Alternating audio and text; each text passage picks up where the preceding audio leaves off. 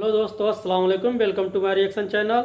एक नए टॉपिक के साथ मुफ्ती सलमान अज़हरी साहब का बयान है, क्या जिन्नात इंसानों से डरते हैं? हज़रत सुलेमान अलैहिस्सलाम का वाक़या, आइए जानते हैं।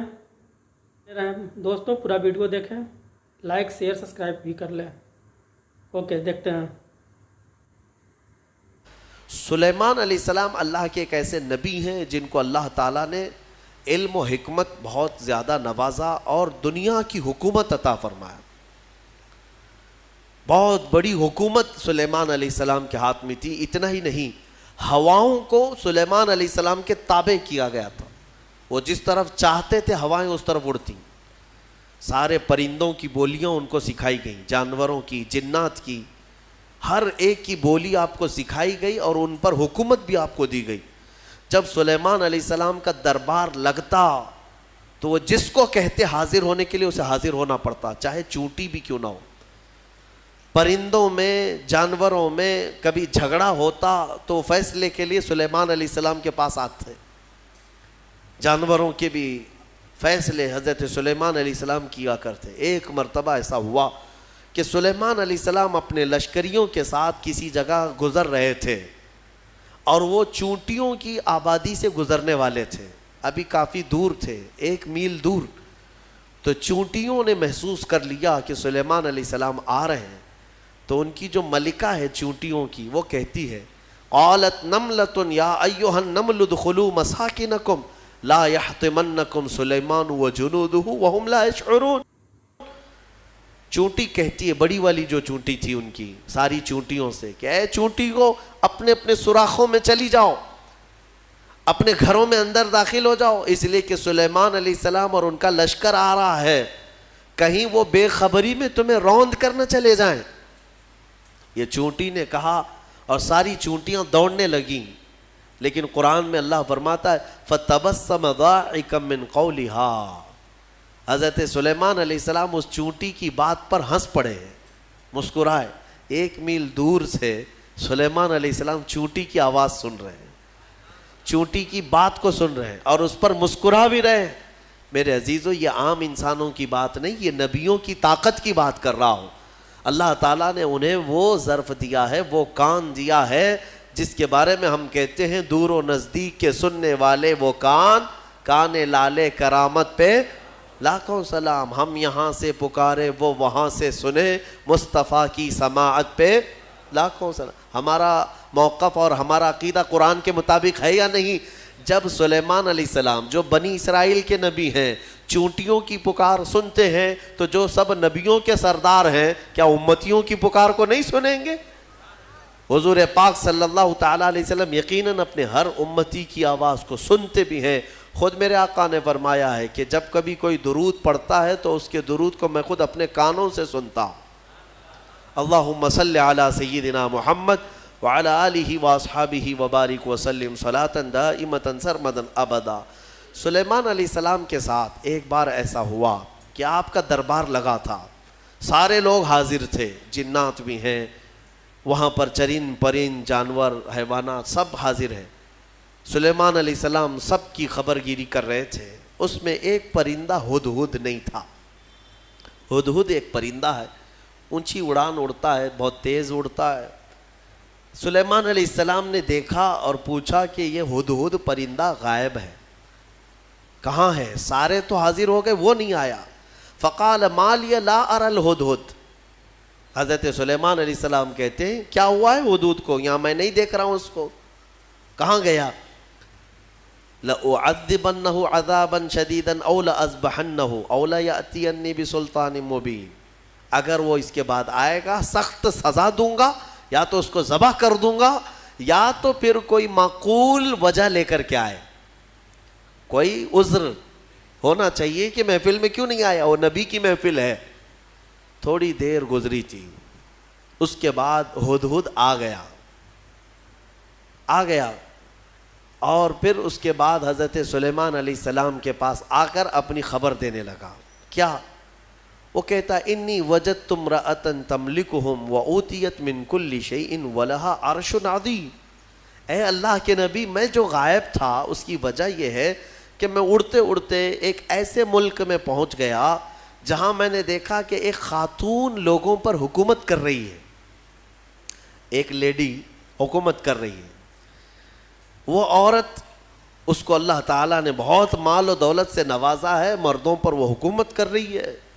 وجدتها وقومها يسجدون للشمس، لیکن وہ کہتا ہے ہدہد، اس کی بات تو یہ ہے کہ میں نے اس کی قوم کو اور اس کو دیکھا کہ وہ سورج کی عبادت کرتے ہیں، اللہ کو چھوڑ کر سورج کی عبادت کرتے ہیں. پتہ یہ چلا کہ پرندوں کو بھی عجب لگتا ہے کبھی کوئی اللہ کے علاوہ دوسرے کی عبادت کرے. ہاں، یہ پرندے بھی ان پر لعنت بھیجتے ہیں، کہاں کہاں جھک رہے ہو تم. اللہ رب العزت جس نے پیدا کیا، سارے پرندے اگر کسی کی تسبیح بیان کرتے ہیں تو رب ذوالجلال کی. قرآن میں اللہ نے فرمایا وَإِن مِّن شَيْءٍ إِلَّا يُسَبِّحُ بِحَمْدِهِ، کوئی چیز دنیا میں ایسی نہیں جو اللہ کی حمد اور تسبیح نہ کر رہی ہو. وَلَكِن لَا تَفْقَهُونَ تَسْبِيحَهُمْ، ہاں یہ اور بات ہے کہ تم ان کی تسبیح کو سمجھ نہیں پاؤ گے. اگر کوا کائیں کائیں کر رہا ہے تو تمہیں کائیں کائیں لگے گا، لیکن وہ اللہ کی حمد بیان بھی کر رہا ہے، اسے سبحان بھی کہہ رہا ہے.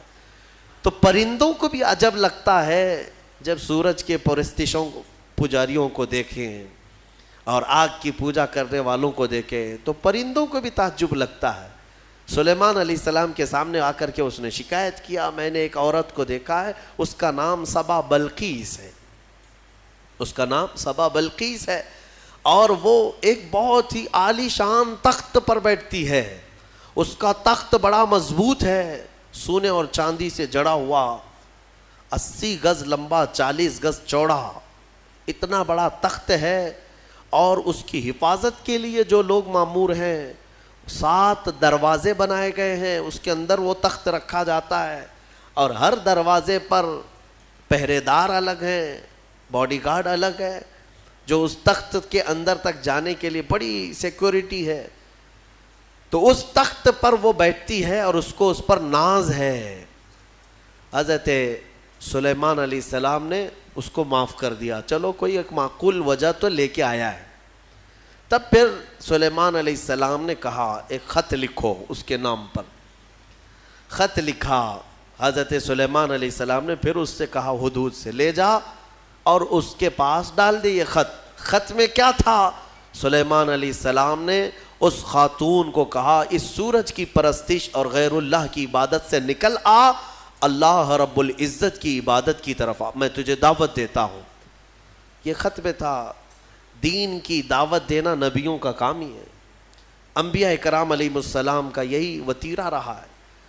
یہ خط لے جا کر کے سبا بلقیس کے پاس ہدہد نے ڈال دیا.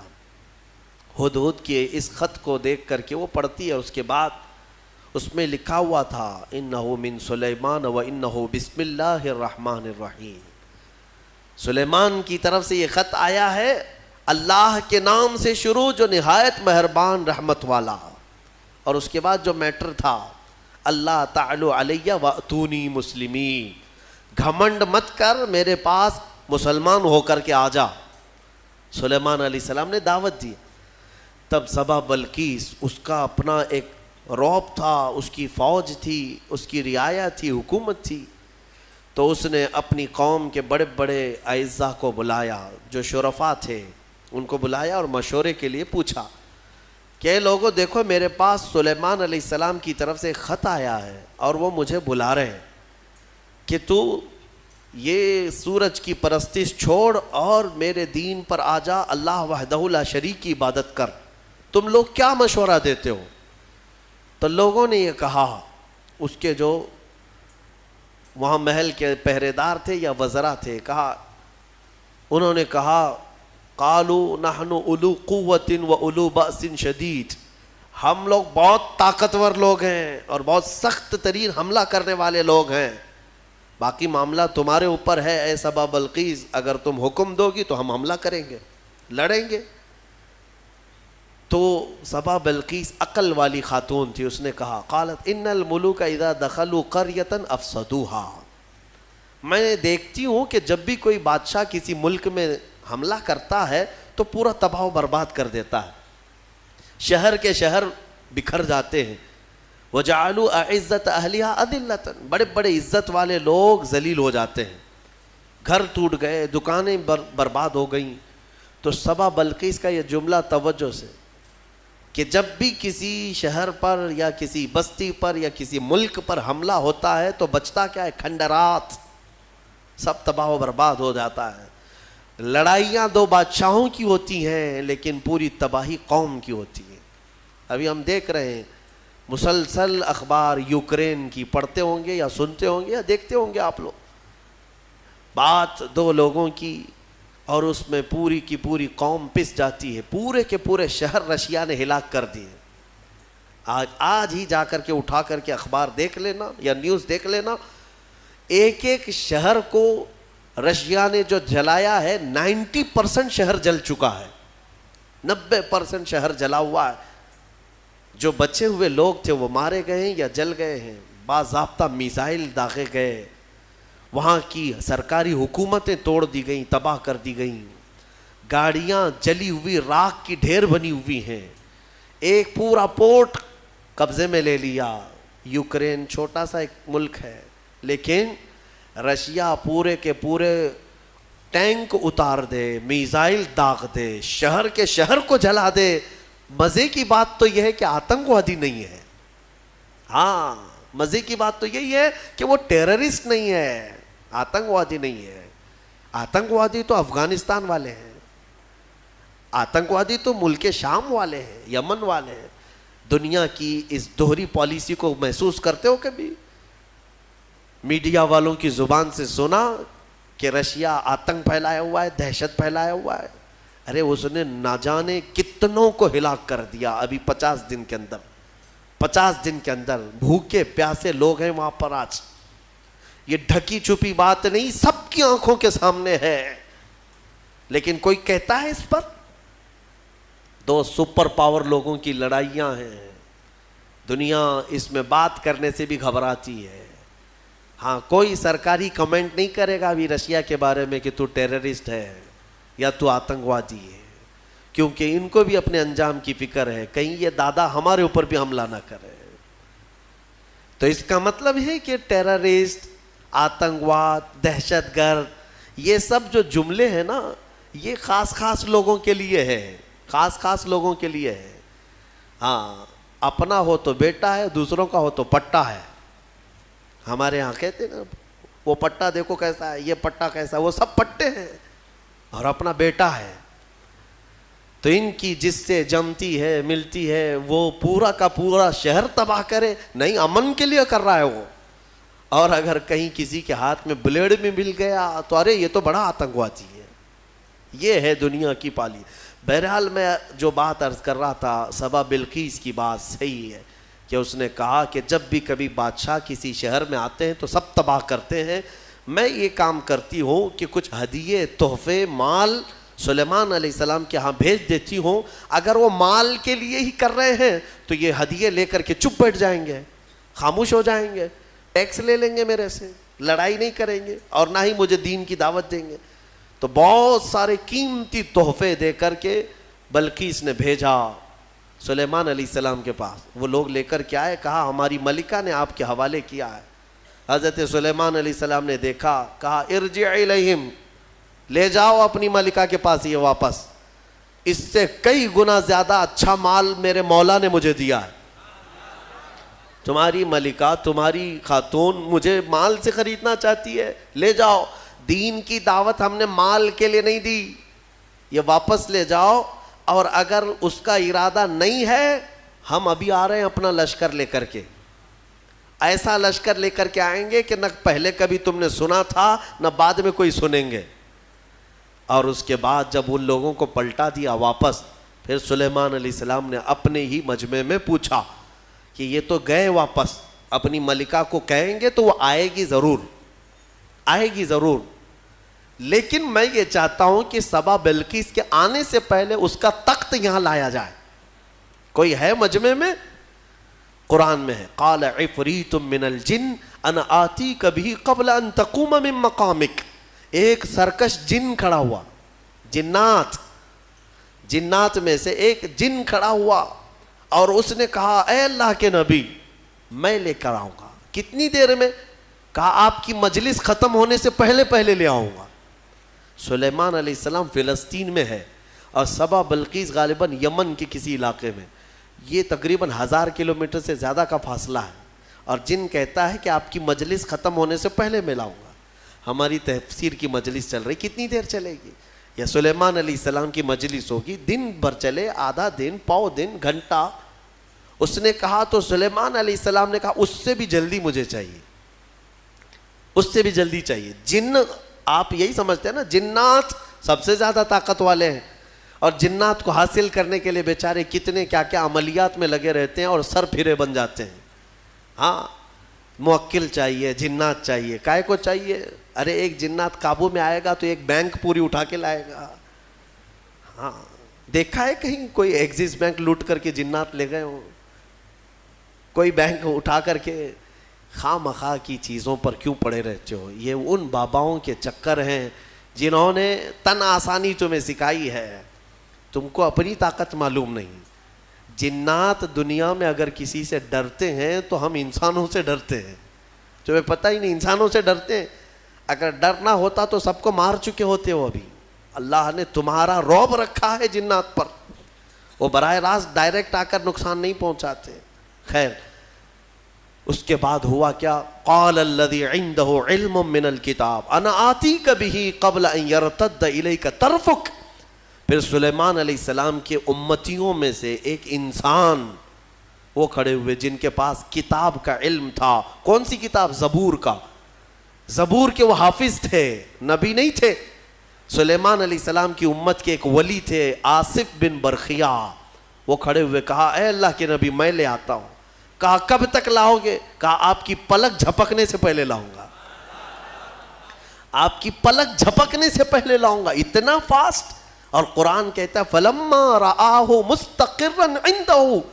حضرت سلیمان علیہ السلام سے بھی بات ہو رہی تھی, پھر سلیمان علیہ السلام نے پلٹ کر کے دیکھا تو وہ تخت لا چکے تھے. ارے اتنی تیز, یہ کون سی طاقت ہے؟ انٹرنیٹ کا زمانہ, فیکس کا زمانہ. کوئی ایسی چیز ہے جو فوراً پارسل میں بھیج دی جائے؟ آج بھی اتنی فاسٹ سروس نہیں آئی. یہ 4000 سال پہلے اگر فاسٹ سروس آئی تھی تو تمہیں اندازہ ہونا چاہیے قرآن بتا رہا ہے اولیاء اکرام کی طاقت کتنی ہوتی ہے. اور اسی کو میں کہتا ہوں, پھر اندازہ کرو بنی اسرائیل کے ایک ولی پلک جھپکنے سے پہلے تخت لا سکتے ہیں, تو امت محمدیہ کے ولی غوث اعظم عبد القادر جیلانی بغداد میں بیٹھ کر کے اگر یہ فرمائیں کہ میرا مرید مشرق میں ہو اور میں مغرب میں ہوں, اگر اس کا سطر کھل جائے, مجھے اس نے پکارا تو میں وہیں سے اس کی سطر پوشی کروں گا. بالکل غوث پاک نے حق فرمایا, کیونکہ اولیاء کو اللہ نے وہ طاقت اور وہ تصرف عطا کیا ہے. بہرحال وہ تخت تو آ گیا. وہ پتہ نہیں کتنے دنوں کے بعد سبا بلقیس آئی. سلیمان علیہ السلام نے اس میں تھوڑے سے سوراخ کر دی, کچھ جگہ سے کھرچ دیا اور کہا اس کو تھوڑا سا ڈیمیج کر کے رکھو اور دیکھتے ہیں اس کو آنے دو وہ اپنے تخت کو پہچانتی ہے یا نہیں. وہ آئی, بڑا لمبا سفر طے کر کے, اور بلقیس کے آنے کے بعد سلیمان علیہ السلام نے اندر بلایا اور پھر پوچھا کہ یہ تخت کو پہچانتی ہو, یہ تخت جانتی ہو, تیرا تخت بھی ایسا ہی ہے؟ سبا بلقیس نے کہا میرا تخت ایسا نہیں, میرا یہی تخت ہے.